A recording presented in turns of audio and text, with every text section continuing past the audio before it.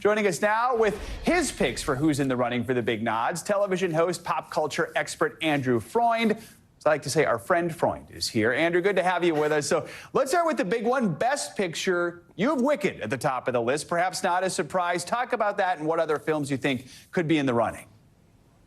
Yeah, Joe, of course, you know, Wicked is a global phenomenon. It's made over $365 million worldwide. You know, it's funny, I was working in Sydney, Australia earlier this week, and it's all anyone can talk about in Australia. So Wicked is definitely in the zeitgeist right now and on track to receive a lot of nominations. Now, I also have Emilia Perez. Emilia Perez comes from Netflix, and I don't really want to give away too much details about this film because it's really, if you go in not knowing too much about it, it makes it that much better. But what I can say, it revolves around a cartel boss who hires an attorney looking to transition and have gender affirmation surgery. And that's all I'm going to say about Emilia Perez. I highly, highly recommend it. It's fascinating. And then I want to talk about September 5. Now, September 5 is about the 1972 Munich Olympic hostage situation, and it follows the ABC News group that was there and reporting on it. And you know, back then, sports wasn't really responsible for reporting on hard news, but they were the crew that was there. Really, really fascinating film. Highly recommend. All right, let's get into the acting category, starting with Best Actress. I guess if we're talking Wicked, we have to talk about Cynthia Erivo. You've also mentioned Nicole Kidman. Talk more about who you've got on the list here and who could be the early favorites. Yeah, I mean, just talking about Cynthia Erivo gives me like the goosebumps just hearing her voice in that movie, Joe.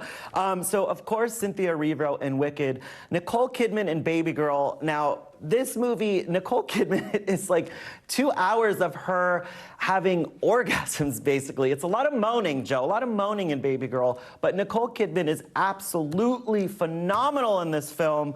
And then, you know, I have a dark horse in here is Demi Moore. I'm not sure if you've seen The Substance. Demi Moore, fantastic in that film. Yeah, she's getting a lot of buzz about that. She also ate all those hot wings recently on Hot Ones. Didn't faze her a bit, so that should be a sign right there. Real quick, if Carla Sofia Gascon is nominated, she'd make history, right?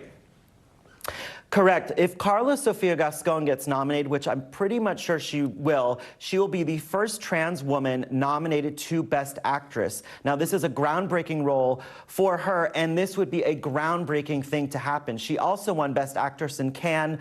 I can't tell you, she is bold, she's audacious, she is just, oh God, she's so good, Joe.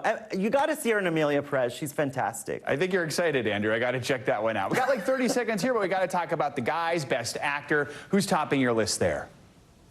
Best Actor right now, I have Ralph Fiennes for Conclave. Of course, this film is phenomenal. It surrounds about how they select the Pope. I also have Adrian Brody in The Brutalist and Coleman Domingo in Sing Sing, Joe. It's a great time for film.